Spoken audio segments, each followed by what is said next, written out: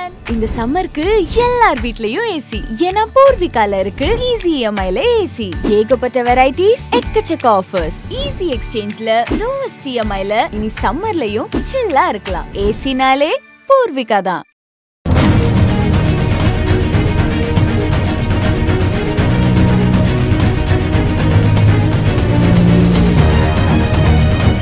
வணக்கம் நண்பர்களே. யாருமே இல்லாத தீவுல அமைதியா நம்ம ஒரு இடத்துல இருந்தா எப்படி இருக்குமோ அந்த மாதிரி இன்னைக்கு எல்லா பக்கமும் சத்தமா இருக்கு. ஆனா இந்தியா அமைதியா இருக்காங்க, தனியா ஒரு தீவுல இருக்கிற மாதிரி. ஆனா இது எவ்வளவு நாளைக்கு சமாளிக்க முடியும்? பெரிய சவால் இந்தியாவுக்கு காத்துக்கிட்டு இருக்கு. எப்ப இந்த மாதிரியான முடிவுகள் எடுக்க போறாங்க அப்படின்னு நிறைய விஷயங்கள் இன்னைக்கு முக்கியமா இந்த வீடியோல பார்க்க போறோம். ஸோ முடிஞ்ச அளவுக்கு ஸ்கிப் பண்ணாம வீடியோவை முழுசா பாருங்க. நண்பர்கள் சேனல் புதுசா வந்தீங்கன்னா சப்ஸ்கிரைப் பண்ணி உங்களோட ஆதரவுகளை கொடுங்க. ஸோ நம்ம ஃபர்ஸ்ட் பார்க்க போற விஷயம் என்ன அப்படின்னு பாத்தீங்கன்னா, பங்களாதேஷோட interim prime minister Muhammad Yunus அவர்கள் முதல் முறையா ஒரு பாசிட்டிவா ஒரு வாயை திறந்திருக்காரு இந்தியா பங்களாதேஷ் உறவுகளை. குறிப்பா பங்களாதேஷோட இன்ட்ரீம் பிரைம் மினிஸ்டரா இருக்கட்டும், இல்ல அட்வைசர்ஸா இருக்கட்டும், எல்லாருமே இன்னைக்கு உணர்ந்திருக்காங்க அப்படின்னு நமக்கு தோணுது. இந்தியாவோட உறவுகள் எந்த அளவுக்கு முக்கியத்துவம் வாய்ந்ததா இருக்க போகுது அப்படின்னு.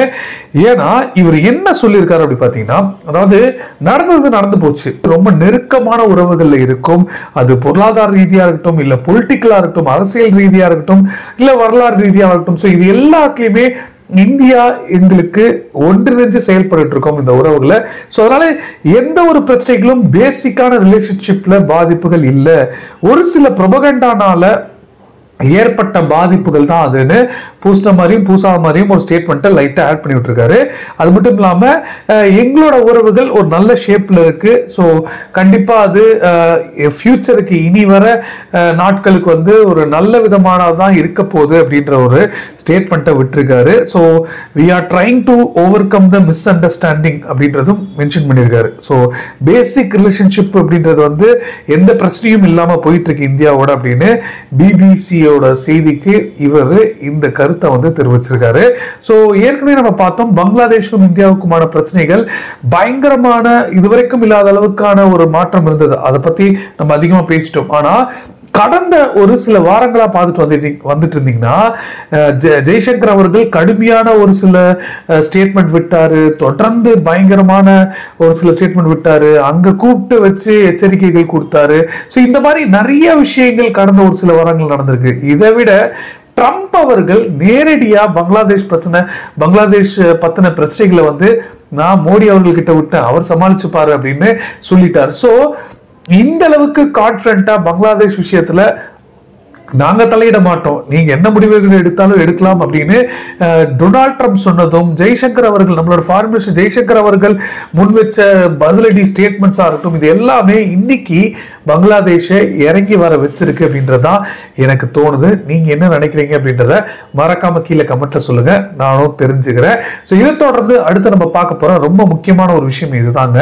அதாவது இப்ப இன்னைக்கு கூட அமெரிக்கா முக்கியமான இம்போர்ட் டாரிஃப் வந்து அறிவிச்சிருக்காங்க. இந்த டாரிஃப் வந்து பாத்தீங்கன்னா வர்த்தக ரீதியா நாங்க தொடர்ந்து எங்க மேல வந்து எந்த அளவுக்கு நீங்க டாரிஃப் போடுறீங்களோ அந்த பதிலடிகளை நாங்க கொடுப்போம் அப்படின்னு தொடர்ந்து அமெரிக்கா, அதுவும் கேம்பெயின்ல இருந்து ஸ்டார்ட் பண்ண டொனால்ட் ட்ரம்ப் அந்த வேலைகளை பண்ணிக்கிட்டு இருக்காங்க. சோ மறுபடியும் கொடுத்திருக்க இந்த டாரிஃப்னால கண்டிப்பா சீனா, மெக்சிகோ, கனடா எல்லா நாடுகளுமே கதறாங்க. இருந்தாலும் அமைதியா இருக்காங்க இந்தியா. அதுதான் நான் ஆரம்பத்திலேயே சொன்னேன், ஏதோ தனி தீவுல இருக்கிற மாதிரி அமைதி காத்துக்கிட்டு இருக்காங்க இந்த விஷயங்கள்ல.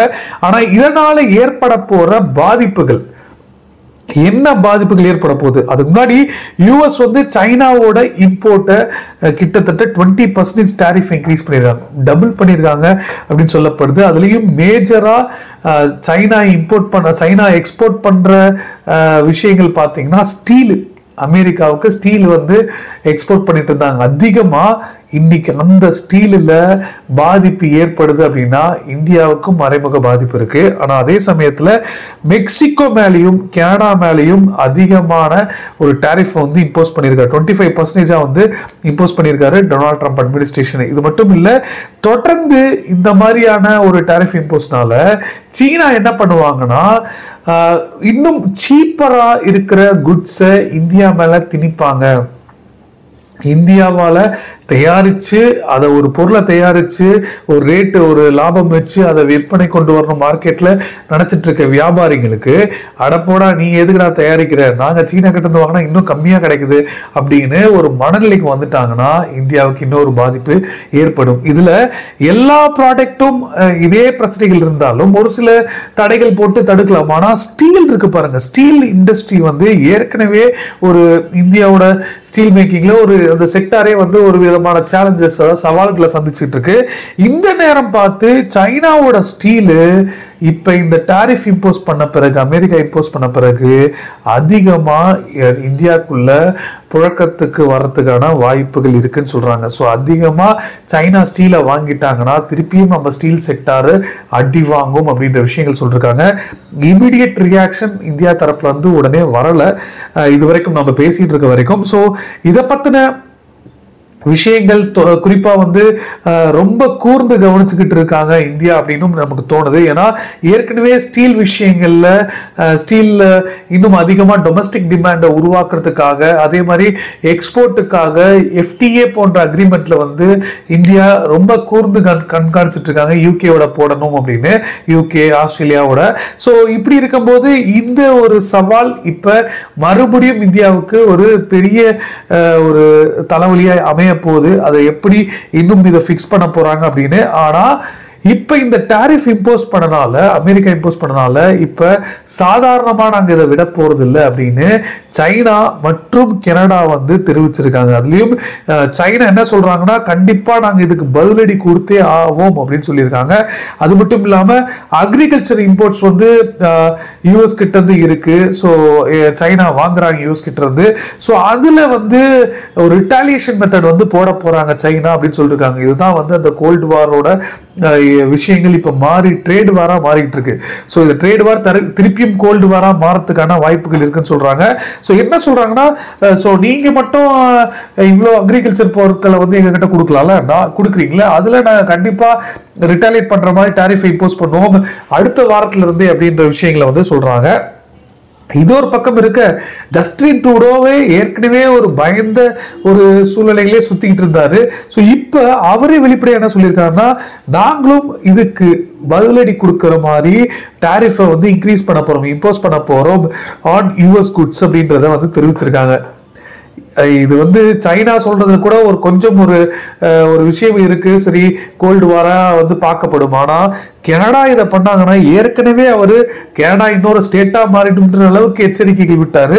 ஸோ இதுக்கு பதிலடி கொடுக்குற மாதிரியான விஷயங்கள் கனடா பண்றாங்கன்னா எப்படி இதை எடுத்துட்டு போக போறதுன்னு தெரியல. ஸோ இது ஒரு பக்கம் இருந்தாலும் ஒரு லெஜெண்டரி இன்வெஸ்டர் பார்த்தீங்கன்னா வாரன் பஃபெட், தெரியாதவங்களே இருக்க முடியாது. ஸோ இவர் என்ன சொல்றாருன்னா, ட்ரம்போட இந்த டாரிஃப் வந்து ஆக்ட் ஆஃப் வார் அப்படின்னு சொல்றாரு, act of war to some degree அப்படின்னு சொல்றாரு. ஸோ இது வந்து கண்டிப்பா இன்னும் மற்ற நாடுகளோட பகையும் பிரச்சனைகளும் வந்து அதிகமா உருவாக்கும் அப்படின்ற விஷயங்களை வந்து இவர் தெரிவிக்கிறாரு. இது வந்து ஒரு முதல் படியா நம்ம எடுத்து வச்சிடக்கூடாது, இன்னும் இது வந்து வேற ஒரு ஷேப்பை வந்து உருவாக்கிடும் அப்படின்ற விஷயங்களையும் இவர் தெரிவிக்கிறாரு. ஸோ இதை பத்தின உங்களோட கருத்துக்கள் என்ன அப்படின்றத மறக்காம கீழே கமெண்ட்ல சொல்லுங்க, நானும் தெரிஞ்சுக்கிறேன். ஸோ இது ஒரு பக்கம் இருக்க, இன்னொரு ஒரு முக்கியமான ஒரு சம்பவம் வந்து யூஎன்ல நடந்திருக்குங்க. ஸோ யூஎன்ல வந்து அதுவும் குறிப்பா UN human rights chief Volker Turk அப்படின்றவர் வந்து வேணுகிட்டுமே இந்தியாவில் இருக்கிற உள்நாட்டு பிரச்சனைகள்ல ஹியூமன் ரைட்ஸ் மீட்டிங்ல கொண்டு வரணும் அப்படின்றதுக்காக மணிப்பூர் விஷயத்தையும் காஷ்மீர் விஷயத்தையும் குளோபலா கொண்டு வரணும்னு அவர் வந்து இந்த வால்கர் டர்க், அதாவது ஹியூமன் ரைட்ஸ் சீஃப் வந்து அந்த ஸ்டேட்மெண்ட்டை பொதுவாக எல்லா ஸ்டேட்மெண்ட் சொல்லும் போது இந்தியாவை பத்தி இந்த ஸ்டேட்மெண்ட்டையும் விட்டுட்டு போயிருக்காரு. இதுக்கு இந்தியாவோட பெர்மனன்ட் ரெப்ரசன்டேட்டிவ் அனிந்தம் பக்ஷி இருக்காரு பாருங்க, இதுக்கு முன்னாடி எம்இ ஸ்போக் பர்சனா இருந்தார் இல்லையா. ஸோ அவர் வந்து பெர்மனன்ட் ரெப்ரசன்டேட்டிவா அவருக்கு வந்து பதவி கொடுத்திருந்தாங்க. ஸோ அவர் வந்து வெளுத்து கட்டியிருக்காரு, எப்படா நீங்க இந்தியாவை இந்த விஷயங்கள்ல மென்ஷன் பண்ணலாம், எவ்வளோ பெரிய டெமோக்ரஸி, நாங்க வேர்ல்டு லார்ஜஸ்ட் டெமோக்ரஸி, நாங்க என்னென்ன விஷயங்கள் சந்திச்சுட்டு இருக்கோம், எங்க உள்நாட்டுல எவ்வளவு சவால்கள் இருக்கு, காஷ்மீர்ல எத்தனை பிரச்சனைகளை மீறி இன்னைக்கு எலெக்ஷன் நடத்திட்டு இருக்கோம், ஒவ்வொரு விஷயங்களும் நாங்க கவனிச்சு சிவில் ஸ்பேஸா இருக்கட்டும் எல்லா விஷயங்களுமே நாங்க கவனிச்சு வந்து செயல்படுத்திக்கிட்டு இருக்கோம். ஆனா நீங்க அவ்வளோ சீக்கிரமா அவ்வளோ சாதாரணமா நீங்க வந்து அந்த இஷ்யூவை வந்து ஹியூமன் ரைட்ஸ் வயலேஷன் சொல்லிட்டு நீங்க போட்டுருவீங்களா அப்படின்னு கடுமையான கோபத்தை வந்து வெளிக்காமிச்சிருக்காரு. ஆக்சுவலா அவர் சொன்ன வார்த்தைகள் பார்த்தீங்கன்னா, வயலன்ஸையும் டிஸ்பிளேஸ்டு மக்கள் இடம்பெயர்றதை வந்து மணிப்பூர்ல இருக்க மக்கள் இடம்பெயர்றதை பார்த்து அவர் வந்து வருத்தம் தெரிவிச்சிருக்க மாதிரி ஒரு ஸ்டேட்மெண்ட் விட்டுருந்தாரு. ஸ்டெப்ட் அப், இந்த அளவுக்கு இன்னைக்கு நிலைமை மாறி இருக்கு அப்படின்ற மாதிரி சொல்லியிருந்தாரு.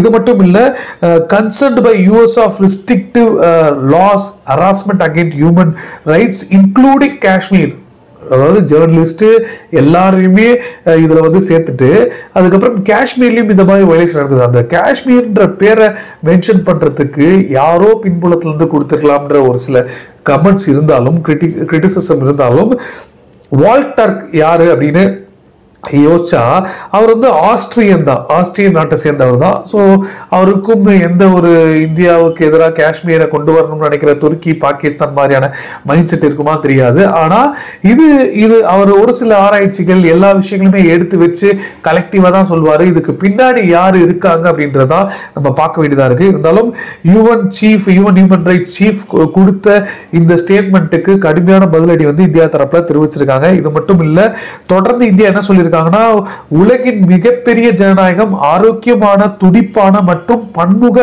தன்மை கொண்ட சமூகம் கொண்ட நாடு இந்தியா. சோ இதுல எல்லா விஷயங்களுமே கவனிச்சு செஞ்சுக்கிட்டு இருக்காங்க.